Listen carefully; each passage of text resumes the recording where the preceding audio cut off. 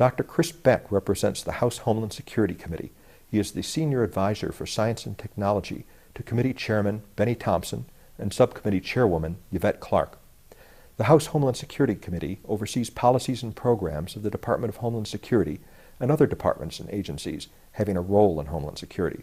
And as such, the committee is one of the most important national actors in providing the security of the American people. Chris Beck is the single most important congressional staffer for achieving EMP protection of the United States. He is the tip of the spear, leading the charge in Washington on EMP. Protecting the electric grid from EMP will require the best efforts from government and industry. In our view, the modern society is characterized by the presence of three things: clean, available water, properly functioning sewage and sanitation services, and electricity. And I would further assert that because the first two systems rely on electricity to function, we really at base need electricity to have a modern society. As a member of the EMP Commission noted, and I think Congressman Weldon paraphrased, if electricity were suddenly to fail, we would be instantaneously transported from the 21st century to the 19th. And that's something that we need to keep in mind, is the seriousness of this threat. That being the case, I think the existence of the first world and the United States as the preeminent first world nation rests on a reliable, uninterrupted electricity. When we have something this essential to our way of life, it would seem only natural to protect it. And unfortunately, as a nation, and really the entire first world, we've all failed to do so to date. Our electric grid is currently strained to capacity. We saw during the Northeast blackout of 2003 what can happen when a strained system finally breaks. We have these cascading blackouts. That blackout interrupted electricity delivery to 55 million people in the US and Canada.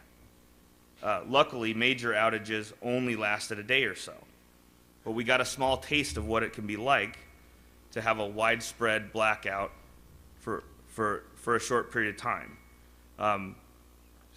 Folks in the South that experience a lot of hurricanes and down power lines know what it's like to go longer without electricity. Fortunately, in those cases, even though the electricity is out, there is a support network of folks outside of the damage zone that can help. But what happens if a large-scale outage happens for a few days or a few weeks or a few months? EMP could make such a nightmare scenario a reality, and that's why we're all here today. There are three EMP threats that we need to keep in mind. The one that's been discussed so far, and the one I think that's on most people's mind, is a high-altitude burst of a nuclear weapon. Also mentioned by the previous speakers would be smaller radio or microwave frequency devices, usually termed intentional electromagnetic interference, or IEMI. And finally, we have naturally occurring geomagnetic storms caused by heightened solar activity, such as solar flares, coronal mass ejections.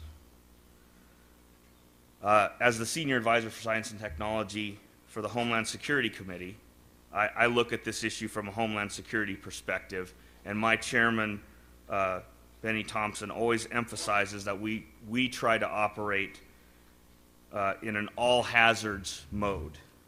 That means we want to look at both the intentional and the naturally occurring events. We do know that the likelihood of a severe geomagnetic event capable of crippling our electric grid is 100%. It will happen, it's just a question of when. Just like an earthquake, a tornado, a hurricane, all of those things will happen in the United States. You can quote me on that one. I just won't tell you when or exactly where. But the same goes for a geomagnetic storm. They occur from time to time as part of the natural activity of the sun. One in 1989 disrupted power throughout most of Quebec and resulted in auroras as far south as Texas.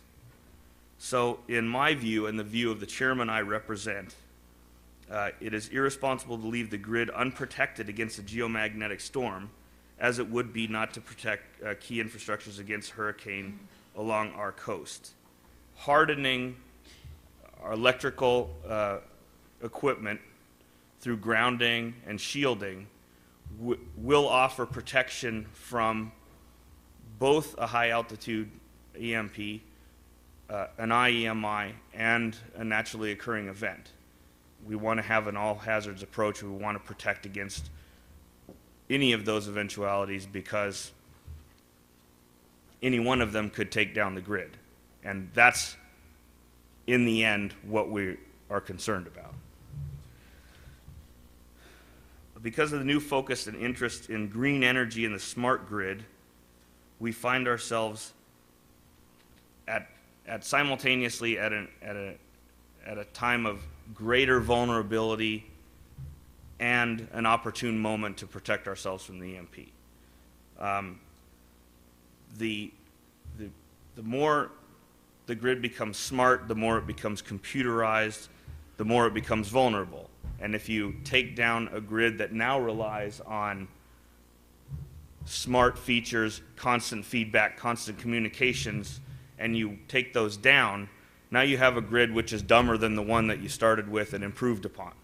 So we are creating a vulnerability, but as we build that grid out, we have the opportunity to do it right from the get-go. It's a lot easier to build protections in from the start than it is to go back and retrofit later those vulnerabilities. And so that's a key aspect, that as we move forward and look at the grid, we want to make sure that we build in EMP and cyber protections for all the new components that will be there as the grid grows. We still have to go back and do some retrofitting, of course, for major transformers, major transmission lines, distribution networks, and so on that are still vulnerable, as well as the computer infrastructure that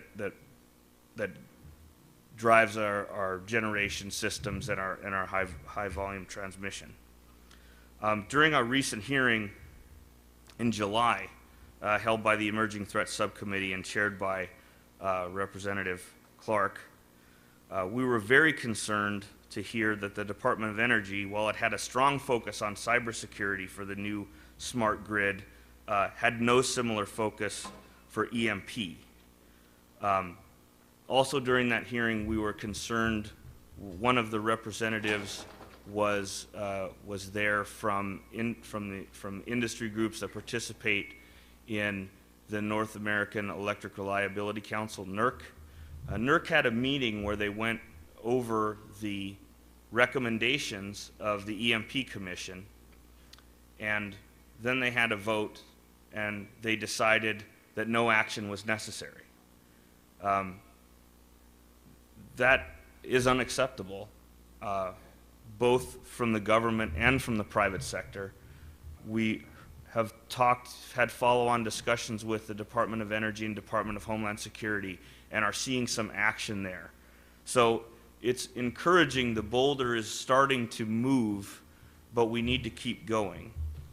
So once again, I want to thank you for inviting me. I look forward to speaking with you, and I thank all of you for being here and giving EMP the attention it deserves. I think we need to make the investments necessary now to protect the grid, and really these investments, grounding, hardening, are shovel ready now.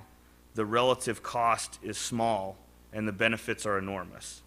Our first world, the future depends on protecting our grid. Thank you very much.